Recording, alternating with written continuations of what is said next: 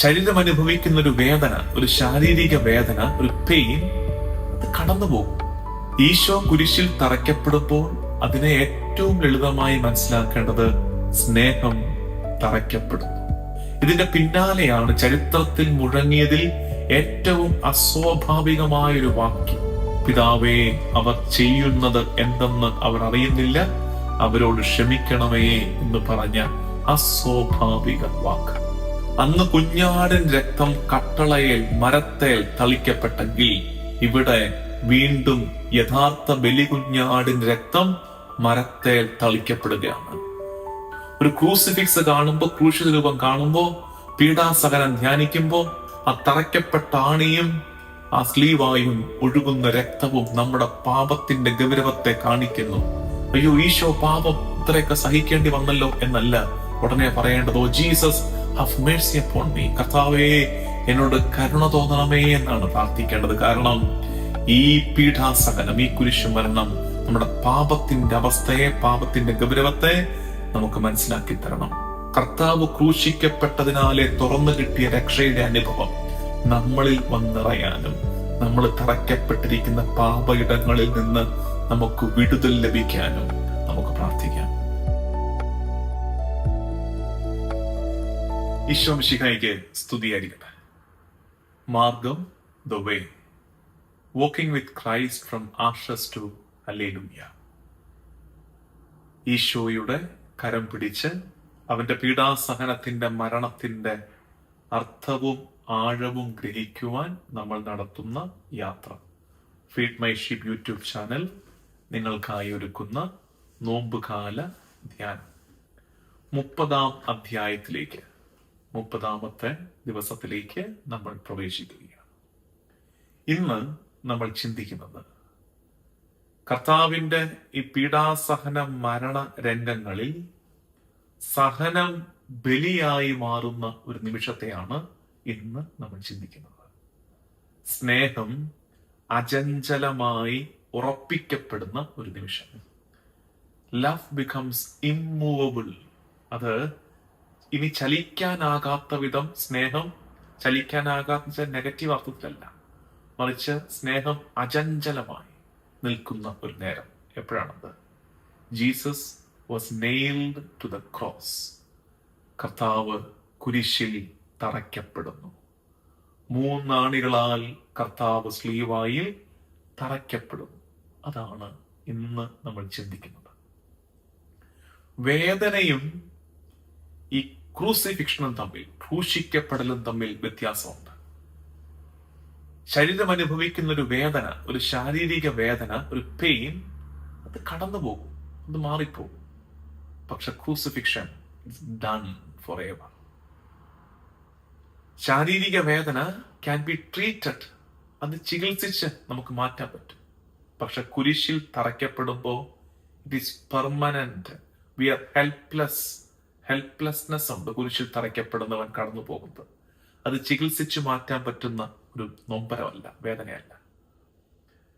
വേദനകളിൽ നിന്ന്, ശാരീരിക വേദനകളിൽ നിന്ന് വി ക്യാൻ എസ്കേപ്പ്, നമുക്ക് രക്ഷപ്പെടാം, ഒളിച്ചോടാം. എന്നാൽ കുരിശു മരണത്തിൽ നിന്ന് ആകില്ല. അത് കംപ്ലീറ്റ് സറണ്ടറിങ് ആണ്. ഒരു കേവല ശാരീരിക വേദനയ്ക്കപ്പുറത്ത് കുരിശു മരണത്തിന്റെ, ക്രൂശിക്കപ്പെടുന്നതിന്റെ ആഴത്തെ നമ്മൾ മനസ്സിലാക്കാൻ ശ്രമിക്കുകയാണ്. ഈശോ കുരിശിൽ തറയ്ക്കപ്പെടുമ്പോൾ അതിനെ ഏറ്റവും ലളിതമായി മനസ്സിലാക്കേണ്ടത് സ്നേഹം തറയ്ക്കപ്പെടുന്നു, അല്ലെങ്കിൽ സ്നേഹം തറയ്ക്കപ്പെടാൻ കർത്താവ് അനുവദിക്കുന്നു. അതാണ് കർത്താവിന്റെ കുരിശു മരണം. നമ്മൾ ധ്യാനിക്കേണ്ട വചനഭാഗങ്ങൾ നിങ്ങൾ പിന്നീട് വായിക്കേണ്ടത് ലൂക്ക 23:33, യോഹന്നാൻ 19:18. ഈ വാക്യങ്ങളിലൊക്കെ കർത്താവ് കുരിശിൽ തറയ്ക്കപ്പെടുന്നത് നമുക്ക് കാണാൻ പറ്റും. ഇതിന്റെ പിന്നാലെയാണ് ചരിത്രത്തിൽ മുഴങ്ങിയതിൽ ഏറ്റവും അസ്വാഭാവികമായൊരു വാക്യം: the most unnatural word ever uttered in human history. മനുഷ്യ ചരിത്രത്തിൽ മുഴങ്ങിയതിൽ ഏറ്റവും അസ്വാഭാവിക, മനുഷ്യബുദ്ധിയിൽ അസ്വാഭാവികമായ ഒരു വാക്ക്. അതാണ് ലൂക്ക 23:34. പിതാവേ, അവർ ചെയ്യുന്നത് എന്തെന്ന് അവർ അറിയുന്നില്ല, അവരോട് ക്ഷമിക്കണമേ എന്ന് പറഞ്ഞ അസ്വാഭാവിക വാക്ക്, ദൈവിക വാക്ക്. നമുക്ക് ഈശോ കുരിശിൽ തറയ്ക്കപ്പെടുന്ന ആ രംഗത്തെ, അതിനെ ധ്യാനിച്ച്, ആ യാഥാർത്ഥ്യത്തെ ധ്യാനിച്ച് പഴയ നിയമത്തിലേക്ക് യാത്ര ചെയ്യാം. പഴയ നിയമത്തിൽ നീതിമാൻ തറയ്ക്കപ്പെടുന്നത്, തുളയ്ക്കപ്പെടുന്നത്, കൈകളും കാലുകളും തുളയ്ക്കപ്പെടുന്നത് പഴയ നിയമത്തിൽ പ്രവചിക്കപ്പെട്ട് കഴിഞ്ഞതാണ്. സങ്കീർത്തനം എടുക്കാം. സങ്കീർത്തനം 22:16. നായ്ക്കൾ എന്റെ ചുറ്റും കൂടിയിരിക്കുന്നു, അധർമ്മികളുടെ സംഘം എന്നെ വളഞ്ഞിരിക്കുന്നു, അവർ എന്റെ കൈകാലുകൾ കുത്തിത്തുളച്ചു. 22-ാം സങ്കീർത്തനം മിശിഹായിൽ അന്വർത്ഥമാവുകയാണ്. 22-ാം സങ്കീർത്തനം നമുക്കറിയാം, അത് പിന്നീട് വരുമ്പോൾ ദൈവാശ്രയത്വത്തിന്റെ, ദൈവത്തിൽ ആശ്രയിക്കുന്നവര് അനുഭവിക്കുന്ന വിജയത്തിന്റെ സങ്കീർത്തനമാണ്. അപ്പൊ ഇവിടെ കുത്തിത്തുളച്ചെങ്കിലും ഇതിനപ്പുറത്തൊരു വിജയം കാത്തിരിപ്പുണ്ട്. ഇനി സക്കറിയ 12:10 കുത്തിത്തുളച്ചവനെ നോക്കി നിൽക്കും. ഇതിന്റെ പിന്നാലെ വരുന്ന ഒരു സാൽവേഷനെ, രക്ഷയെ സൂചിപ്പിക്കുന്നുണ്ട്. സക്കറിയ പ്രവാചകന്റെ പുസ്തകം ബൈബിളിൽ നിങ്ങൾ എടുക്കാം. സക്കറിയായുടെ പുസ്തകം 12-ാം അധ്യായം 10-ാം വാക്യം. ഞാൻ ദാവീദ് ഭവനത്തിന്റെയും ജെറുസലേം നിവാസികളുടെയും മേൽ കൃപയുടെയും പ്രാർത്ഥനയുടെയും ചൈതന്യം പകരും. അപ്പോൾ തങ്ങൾ കുത്തി മുറിവേൽപ്പിച്ചവനെ നോക്കി ഏകജാതനെ പ്രതി എന്ന പോലെ അവർ കരയും. കുത്തിത്തുളച്ചവനെ, കുത്തി മുറിവേൽപ്പിച്ചവനെ അവർ നോക്കി നിൽക്കും. അതായത് അവസാനമല്ല, രക്ഷയ്ക്ക് ആരംഭം കുറിക്കുകയാണ്.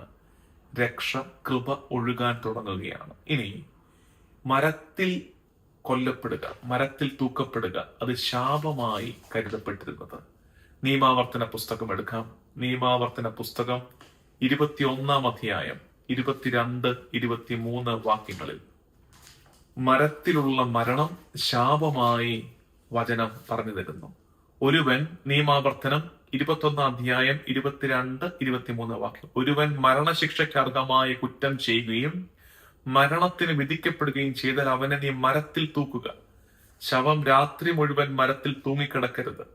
നിന്റെ ദൈവമായ കർത്താവ് നിനക്ക് അവകാശമായി തരുന്ന സ്ഥലം അശുദ്ധമാകാതിരിക്കാൻ അന്നു തന്നെ അത് മറവ് ചെയ്യണം. മരത്തിൽ തൂക്കപ്പെട്ടവൻ ദൈവത്താൽ ശപിക്കപ്പെട്ടവനാണ്. മരത്തിൽ തൂക്കപ്പെട്ടവൻ ദൈവത്താൽ ശപിക്കപ്പെട്ടവനാണ്. അപ്പൊ ശാപഗ്രസ്തനായി കർത്താവ് കിടക്കുകയാണ്. ശാപം മുഴുവൻ ഏറ്റുവാങ്ങിയുള്ള കിടപ്പാണ് മരത്തിൽ അവൻ തറയ്ക്കപ്പെട്ട് കിടക്കുന്നത്. പക്ഷെ തറയ്ക്കപ്പെട്ടത് അവനായതുകൊണ്ട്, സ്നേഹമാണ് തറയ്ക്കപ്പെട്ടത്. അതുകൊണ്ട് തന്നെ ആ ശാപത്തെ മാറ്റി അനുഗ്രഹമാക്കി കുരിശ്, സ്ലീവ നമുക്ക് മാറ്റിത്തരുന്നു. അതാണ് ഗലാത്യ ലേഖനത്തിൽ ഈ നിയമാവർത്തനം 21, 22, 23 കണക്ട് ചെയ്ത് കിടക്കുന്നത് ഗലാത്യ ലേഖനവുമായാണ്. ഗലാത്യ ലേഖനം നിങ്ങളുടെ ബൈബിളിൽ എടുക്കണം. 3-ാം അധ്യായം 13-ാം വാക്യം. ഗലാത്യ 3:13. അവിടെ നമ്മൾ വായിക്കുന്നത്, മിശിഹ നമ്മെ പ്രതി ശപിക്കപ്പെട്ടവനായി തീർന്നുകൊണ്ട്, നിയമാവർത്തനം 21 ഓർക്കണേ, മിശിഹ നമുക്ക് വേണ്ടി ശപിക്കപ്പെട്ടവനായി തീർന്നുകൊണ്ട് നിയമത്തിന്റെ ശാപത്തിൽ നിന്ന് നമ്മെ രക്ഷിച്ചു. എന്തെന്നാൽ മരത്തിൽ തൂക്കപ്പെടുന്നവൻ ശപിക്കപ്പെട്ടവനാണ് എന്ന് എഴുതിയിരിക്കുന്നു. മരത്തിൽ തൂക്കപ്പെട്ടവൻ ശപിക്കപ്പെട്ടവൻ. പക്ഷെ മിശിഹ, അവൻ മരത്തിൽ തൂക്കപ്പെട്ട് ശാപത്തിന്റെ കെട്ടുകളെ മാറ്റി അനുഗ്രഹത്തിന്റെ അധ്യായം എഴുതി തുടങ്ങുകയാണ്.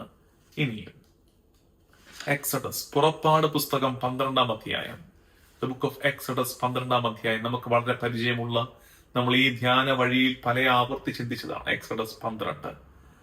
കടന്നു പോകലിന്റെ നേരം, പെസഹായുടെ നേരം, അറക്കപ്പെട്ട കുഞ്ഞാടിന്റെ രക്തം കട്ടളപ്പടിയിൽ തളിച്ച് രക്ഷയെ അടയാളപ്പെടുത്തുക, സംഹാരദൂതനിൽ നിന്ന് സംരക്ഷണം അനുഭവിക്കുക. അന്ന് കുഞ്ഞാടിൻ രക്തം കട്ടളയിൽ, മരത്തേൽ തളിക്കപ്പെട്ടെങ്കിൽ ഇവിടെ വീണ്ടും യഥാർത്ഥ ബലികുഞ്ഞാടിൻ രക്തം മരത്തേൽ തളിക്കപ്പെടുകയാണ്. അത് ലോകത്തിന്റെ കട്ടള, ലോകത്തിന്റെ വാതിൽ, ലോകത്തെ താങ്ങി നിർത്തുന്ന കട്ടളയായി കുരിശു മാറുകയാണ്. അവിടെ കുഞ്ഞാട് രക്തം തളിക്കപ്പെട്ടതുപോലെ ഇവിടെ കർത്താവിന്റെ കൈത്തണ്ടയിലേക്ക് ആണിയിറങ്ങുമ്പോൾ ഈ കട്ടളയിലേക്ക്, ഈ കുരിശിലേക്ക്, ഈ മരത്തിലേക്ക് കുഞ്ഞാടിൻ രക്തം ചേരുന്നു. അത് രക്ഷയ്ക്ക്, കാരണമാകുന്നു. സാൽവേഷൻ ഹിസ്റ്ററിയിൽ, രക്ഷാകര ചരിത്രത്തിൽ ഈ രംഗത്തിന്റെ പ്രാധാന്യം. ഇസഹാക്ക് അവന്റെ കൈ കെട്ടപ്പെട്ട് ബലിക്ക് ഒരുങ്ങിയതുപോലെ കർത്താവ് കൈ കെട്ടപ്പെടുക. സ്ലീവായിലേക്ക് ആണിയിൽ തറയ്ക്കപ്പെട്ട് കർത്താവ് ബന്ധനസ്ഥനാവുകയാണ്. അന്ന് ഇസഹാക്ക് സ്പെയർ ചെയ്യപ്പെട്ടെങ്കിൽ, ഇസഹാക്കിന് പകരമായി ഒരു കുഞ്ഞാടിനെ ലഭിച്ചെങ്കിൽ, ഇവിടെ കർത്താവ് അത് പൂർത്തിയാക്കുകയാണ്. കർത്താവ് ബലി പൂർത്തിയാക്കുന്നു. പഴയ നിയമത്തിൽ ആകമാനം നമ്മൾ കാണുന്ന ഒന്ന് കർത്താവിൽ അന്വർത്ഥമാകുന്നു. ഉടമ്പടി രക്തത്താൽ ഉറപ്പിക്കപ്പെടുന്നു. ഉടമ്പടി covenant is confirmed through his blood. ഉടമ്പടി രക്തത്താൽ ഉറപ്പിക്കപ്പെടുന്ന നേരം. ഇനി ഇതിന്റെ ദൈവശാസ്ത്ര മാനങ്ങൾ 2-3 കാര്യങ്ങൾ വേഗം 2 പറയാനുള്ളത്. ഒന്ന്, ഈ ആണി അടിച്ച് കർത്താവിന്റെ കൈത്തണ്ടയിലേക്ക്, കാൽപാദങ്ങളിലേക്ക് ആണി അടിച്ച് കുരിശിലേക്ക് അവനെ തറയ്ക്കുമ്പോൾ അത് പാപത്തിന്റെ ഗൗരവത്തെ, പാപത്തിന്റെ ഭയാനകത്വത്തെ നമുക്ക് കാണിച്ചു തരിക. ഒരു ക്രൂസിഫിക്സ് കാണുമ്പോൾ, ക്രൂശിത രൂപം കാണുമ്പോൾ, പീഡാസഹനം ധ്യാനിക്കുമ്പോൾ, ഈശോയുടെ പാഷന്റെ ഒരു ചിത്രം കാണുമ്പോൾ, ഒരു നറേഷൻ കാണുമ്പോൾ നിങ്ങൾ അയ്യോ പാവം ഈശോ, അയ്യോ പാവം ഈശോ എന്ന് പറയുകയല്ല, മറിച്ച് ആ കാണുന്നത് നമ്മുടെ പാപമാണ് തിരിച്ചറിഞ്ഞ്, ആ കാണുന്നവ, ആ തറയ്ക്കപ്പെട്ട ആണിയും ആ സ്ലീവായും ഒഴുകുന്ന രക്തവും നമ്മുടെ പാപത്തിന്റെ ഗൗരവത്തെ കാണിക്കുന്നു. അതുകൊണ്ട് ക്രൂസിഫിക്സ് കാണുമ്പോൾ അയ്യോ ഈശോ പാപം ഇത്രയൊക്കെ സഹിക്കേണ്ടി വന്നല്ലോ എന്നല്ല ഉടനെ പറയേണ്ടത്, oh Jesus have mercy upon me, കർത്താവേ എന്നോട് കരുണ തോന്നണമേ എന്നാണ് പ്രാർത്ഥിക്കേണ്ടത്. കാരണം ഈ പീഠാസഹനം, ഈ കുരിശുമരണം നമ്മുടെ പാപത്തിന്റെ അവസ്ഥയെ, പാപത്തിന്റെ ഗൗരവത്തെ നമുക്ക് മനസ്സിലാക്കി തരണം. രണ്ടാമത്, ഈ ആണി അടിക്കുന്നത് പെർമനൻസ് ഓഫ് ഗോഡ്സ് ലവ്, ദൈവത്തിന്റെ സ്നേഹത്തിന്റെ സ്ഥിരതയെ. ഇത് മൂഡ് സ്വിങ്സ് അല്ല, ചിലപ്പോൾ സ്നേഹിക്കുന്നു, ചിലപ്പോൾ സ്നേഹമില്ല, അങ്ങനെയല്ല. കർത്താവ് എന്നും എക്കാലവും നമ്മെ സ്നേഹിക്കുന്നു. ആണി അടിക്കപ്പെട്ട് സ്ലീവായിലേക്ക് അവൻ ബന്ധിക്കപ്പെട്ടെങ്കിൽ കർത്താവ് നമ്മളോടൊന്നും സ്നേഹത്താൽ ബന്ധത്തിലായിരിക്കാൻ ആഗ്രഹിക്കുന്നു. ആ ബന്ധം ഉറപ്പിക്കുകയാണ്. പെർമനൻസ് ഓഫ് ഗോഡ്സ് ലവ്, ദൈവത്തിന്റെ സ്നേഹത്തിന്റെ സ്ഥിരതയെ വെളിപ്പെടുത്തുന്നുണ്ട്. സഭാപിതാക്കന്മാര്, അഗസ്തിനോസ് പിതാവ് ഈ ഈശോയുടെ കൈകളിലേക്ക് ആണി തറയ്ക്കപ്പെട്ടത്, സ്ലീവായിലേക്ക് അവൻ തറയ്ക്കപ്പെട്ടതിനെ കുറിച്ച് പറയുന്നത്, എല്ലാം മെനഞ്ഞെടുത്ത സൃഷ്ടാവിന്റെ കൈകൾ തുളയ്ക്കപ്പെട്ടു. എല്ലാം മെനഞ്ഞെടുത്ത ക്രിയേറ്ററിന്റെ, സൃഷ്ടാവിന്റെ കൈകൾ തുളയ്ക്കപ്പെട്ടു. ആ മുറിവിനാൽ സൃഷ്ടി സുഖം പ്രാപിക്കുന്നു. എല്ലാം മെനഞ്ഞെടുത്ത സൃഷ്ടാവിന്റെ കൈകൾ തുളയ്ക്കപ്പെടുന്നു. ആ മുറിവിനാൽ സൃഷ്ടി സുഖം പ്രാപിക്കുന്നു. അംബ്രോസ് പിതാവ് പറയുന്നു, ഇത് രക്ഷയുടെ മുദ്രയാണ്. കർത്താവിന്റെ കൈത്തണ്ടയിലേക്ക് ആണി അടിച്ച് സ്ലീവായിലേക്ക് ഉറപ്പിക്കുമ്പോൾ അത് രക്ഷയുടെ സീൽ ഓഫ് സാൽവേഷൻ, രക്ഷയുടെ മുദ്രയാണെന്ന് അംബ്രോസ് പിതാവ് നമ്മളെ പഠിപ്പിക്കും. സഭാപിതാവായ ഗ്രിഗറി ദ ഗ്രേറ്റ് പറയുന്നത്, കർത്താവിന്റെ മുറിവ് അത് അടയ്ക്കപ്പെട്ട വാതിലുകളല്ല, മറിച്ച് ഓപ്പൺ ഡോർസ്, തുറന്നു കിടക്കുന്ന വാതിലുകളാണ്. കൃപയുടെ, രക്ഷയുടെ തുറന്നു കിടക്കുന്ന വാതിലുകളാണ് ഈ ആണിപ്പഴുതുകളെന്ന് ഗ്രിഗറി ദ ഗ്രേറ്റ് ഓർമ്മിപ്പിക്കുന്നു.